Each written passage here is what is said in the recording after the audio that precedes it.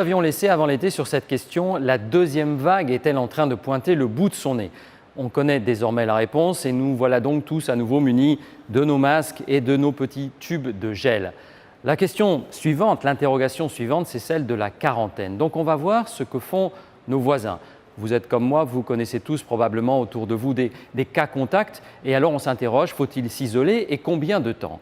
Cette semaine, nous vous emmenons devant un centre de dépistage à Berlin, sur les toits de Londres, devant la carte des États-Unis et aussi devant une école à Rome.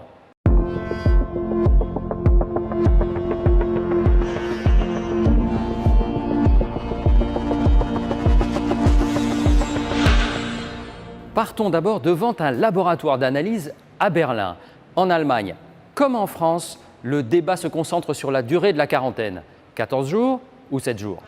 On teste ici à tout va, beaucoup plus qu'au début de l'épidémie, plus d'1 million de personnes chaque semaine, comme ici dans ce centre à Berlin. On diagnostique aussi beaucoup plus vite qu'au printemps, 48 heures, 3 jours maximum, en plus du délai d'incubation, ça vous donne le temps qu'il faut rester à la maison. Mais d'où le débat ici en Allemagne, pourquoi les Allemands devraient-ils rester à l'isolement pendant 14 jours. Certains experts en Europe commencent à s'accorder sur 10 jours. Et ici, en Allemagne, le célèbre médecin virologue de l'hôpital de la Charité à Berlin, Christian Drosten, a évoqué 7 jours. Il a suscité énormément de réactions. Sur les réseaux sociaux, on lui a même prêté avoir dit 5 jours seulement de quarantaine. Non, a-t-il corrigé. J'ai dit 5 jours à partir du diagnostic. Bref, vous voyez que tout le débat ici, en Allemagne, c'est de savoir comment, avec l'automne et l'hiver, on passe ces saisons sans être éloigné ni de son école ni de son lieu de travail pendant 14 jours. En Italie à présent, souvenez-vous, c'est un peu comme avant l'été, la situation reste à peu près sous contrôle, mais là aussi, à Rome, on aimerait bien réduire la durée de la quarantaine due aux cas contacts, et ce, en particulier en raison de la rentrée scolaire. En Italie, pour éviter les quarantaines à tour de bras, certaines régions achètent en masse des tests rapides, et notamment dans le Latium, où déjà à Fiumicino, le plus grand aéroport du pays, ces tests sont utilisés tous les jours. Et maintenant, les écoles, comme ici, en seront dotées, car si un cas est détecté, la classe est censée être mise en quarantaine. Mais grâce à ce test rapide, résultat en 30 minutes, on pourrait l'éviter, sauf qu'ils sont moins fiables que les autres tests. Alors, en cas de quarantaine, pour les élèves, le gouvernement a décidé d'autoriser un congé pour les parents.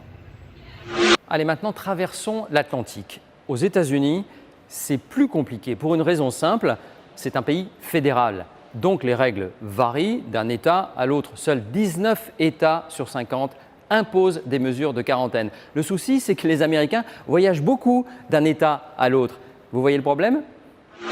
Oui, dans ces 3 États que sont New York, le New Jersey et le Connecticut qui ont été particulièrement frappés par l'épidémie, il y a des mesures de quarantaine qui s'appliquent aux voyageurs arrivant de 35 autres États américains. La liste est actualisée tous les mardis. Quand vous arrivez à l'aéroport, il faut remplir un formulaire. On vous dit qu'il faudra respecter la quatorzaine. Si vous ne le faites pas, il y a un risque d'amende de $2000.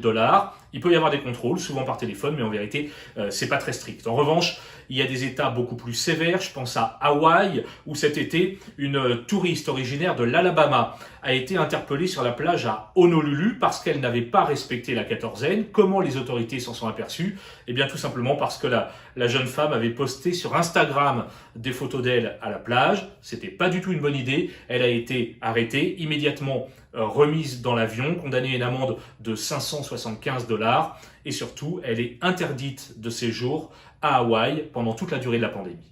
Retour en Europe pour finir. Au Royaume-Uni, ça navigue un peu à vue. C'est comme pour les commerces, on en avait parlé au mois de juin, c'est système D. Après avoir nié le problème, le Premier ministre Boris Johnson vient de changer de cap et de durcir les mesures sur la quarantaine et l'isolement. Oui, jusqu'ici, le gouvernement avait privilégié des mesures locales. C'était des confinements, des quarantaines qui ne disent pas leur nom finalement, des confinements locaux à l'échelle d'un quartier, d'une petite ville. Mais ça ne marche pas bien, les chiffres le prouvent, la contamination repart à la hausse. Alors le gouvernement a décidé de frapper du poing sur la table et d'annoncer une nouvelle mesure générale. À partir de lundi, en Angleterre, il sera interdit, formellement interdit, de se rassembler à plus de 6 personnes.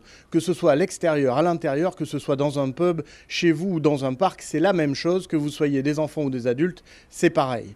Alors évidemment, il y a quelques exceptions. Cela concerne les écoles, les bureaux, mais aussi des événements comme les mariages ou les enterrements.